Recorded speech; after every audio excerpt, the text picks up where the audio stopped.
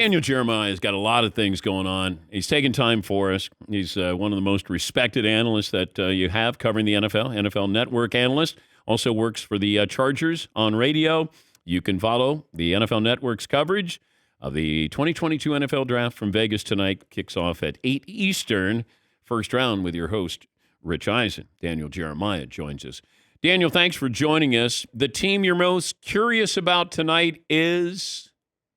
Well, I'm going to say the Texans, Dan. Nobody knows anything about this draft period, but you really know nothing about the Texans in terms of what they can do. So we assume we're going to see some combination of Walker, Hutchinson, 1-2.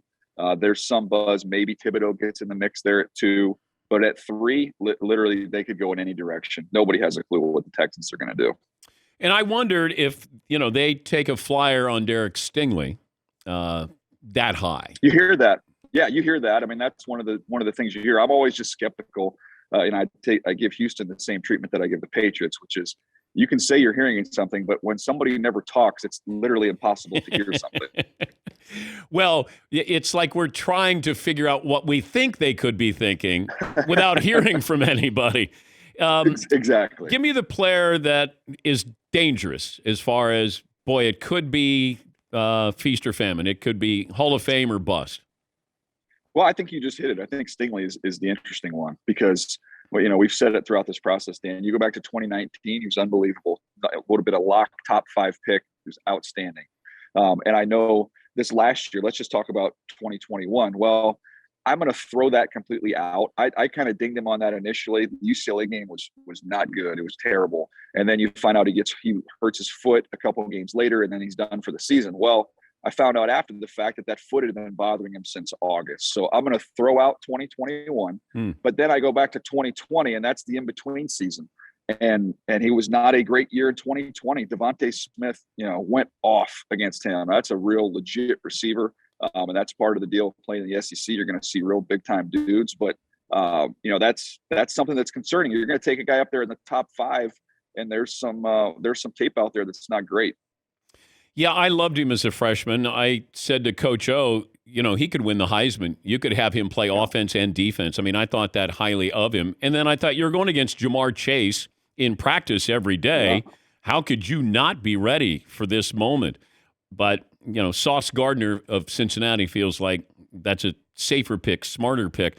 Let me get to the Jets and the Giants. You have 2 picks each in the top 10. What direction would you go? Let's start with the Jets.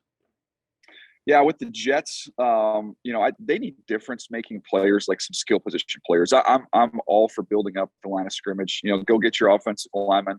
I'm into that. But Dan, if you tried to poll the normal average football fan of who the starting right tackles were for the 2 teams in the Super Bowl last year, I don't think they'd tell you.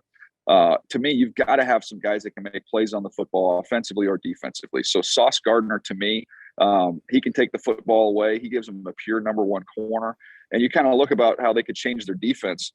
They go out and sign DJ Reed in free agency, who's a good corner.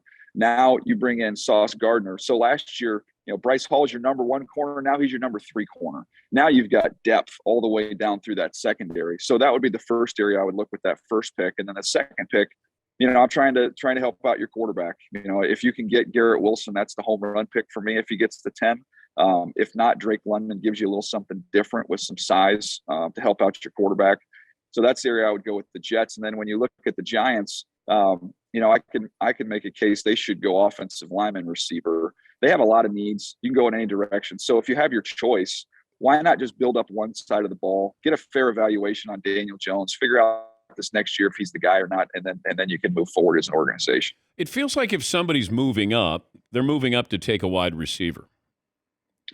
So I think there's a chance that Philadelphia tries to come up for Garrett Wilson. I think there's a chance that Houston could try and come up for Garrett Wilson.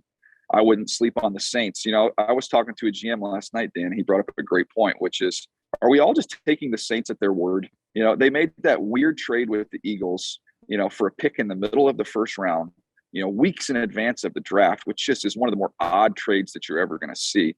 And, I did my mock draft last night and I had him taking, I think I had him taking a receiver and a tackle.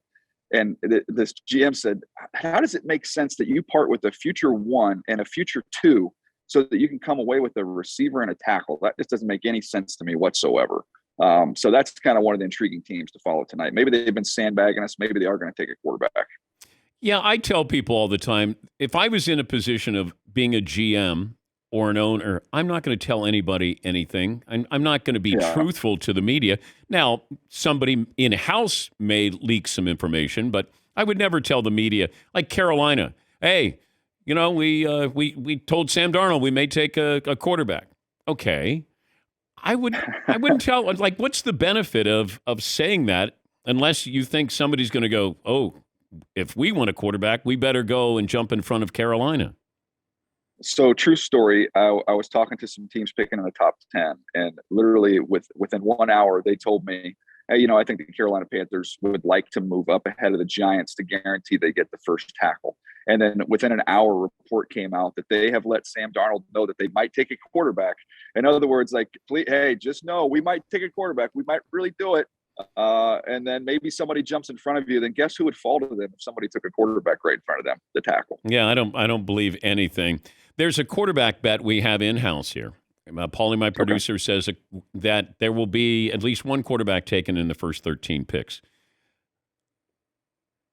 I'm going to say no, but in a year where we don't know anything, I wouldn't say my confidence level is high.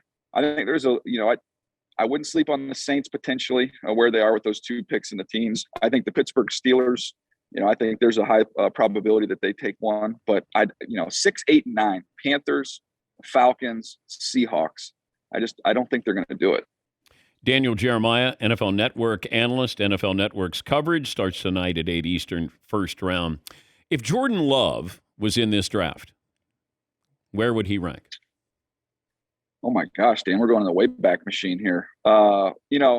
Just talent and tools wise, I think he'd probably be, I think it would be a fun discussion with him and Malik Willis, just in terms of guys with, kind of some impressive raw tools. And Malik Willis could be the first quarterback taken. So he'd have been right there in the mix. Now, it's been a long time since he was coming out, and I don't think his value's gone up at all with the little bit that we've seen him play. It's gone down more than anything else. So, this Jordan Love version now would probably be in the 3 or the 4 hole. Okay, but I was wondering about this, and we were discussing this as a group prior to the show. If you're a team that, has a 3rd, 4th round pick, and you didn't get the quarterback you wanted in the 1st or 2nd round, and you just called up the Packers and said, hey, we'll take Jordan Love off your hands. It's worth a flyer. It's worth a flyer, but man, I would have liked to have done that a little earlier, just because all the benefits of the rookie contract they're getting ready to expire before too long on Jordan Love as you get further down the road. But he's not even 24 yet, Daniel. No, you've got some raw tools to work with and develop. So you've got an opportunity there. I love it. Why we're talking an agent. Where does my guy go? I don't know. I don't know where he goes. Those are the text messages that come in on the morning, Dan. But no, I think it's a legit point. If you can part with a 4th round pick and take a flyer on a quarterback if you don't have one, why not? And then you got Deebo Samuel, you got Baker Mayfield. Who's more likely to be traded this weekend, Deebo or Baker? The Deebo thing's been a roller coaster. I mean, from being told there's no chance that happens to, they would do it if it was the right price. And then you hear, oh my gosh, the price they're asking for is ridiculous. I mean, they want 2 1s. There's no way they're getting 2 1s. Oh, wow. And then it was, it doesn't look likely as where we are right now that's going to happen. And then the Baker thing, I think that's going to probably be determined on what happens in the 1st round. If these teams all pass, then I think there's more of a likelihood that something with Baker gets done by the end of the draft. But they're going to have to eat a lot of money, Dan. They're going to have to eat a big chunk of that thing. Yeah, but they got to move on because it can't help. You're bringing in Deshaun Watson, who's already polarizing. Then you can't have Baker in camp. You can't. No, I don't think there's any way that he is there in camp. It's just a matter of whether it actually happens during the draft or whether it's a little bit after that. Great to talk to you. Have fun tonight. I'll try not to text you. Oh, no, Dan, I love the text, man. Are you kidding me? I know, but I try to be professional because when I told people that I text you when you were on last time, and then they're like, is that being professional? And I thought, maybe it's not. So no, I mean, I've got literally the best life coach in media. So I mean, why would I not tap into that resource? You know Come what on. I'll do? And by the I'll text you during go, the commercial breaks. okay, that's great. And by the way, for Fritzy, there's some defensive ends in this draft where we say, they've asked them to read, they've asked them to think. They're better off when you just cut them loose and put them on the edge. No responsibilities, just go. That's Fritzy's role on the show. Wow. So an edge, is he my Kayvon Thibodeau? No, I was going to say more like a guy like Boye Mafe, who, at Minnesota, they ask him to do a lot of things. He goes to the Senior Bowl. They just widen him out and tell him to get up the field, and he wrecks shop at his best.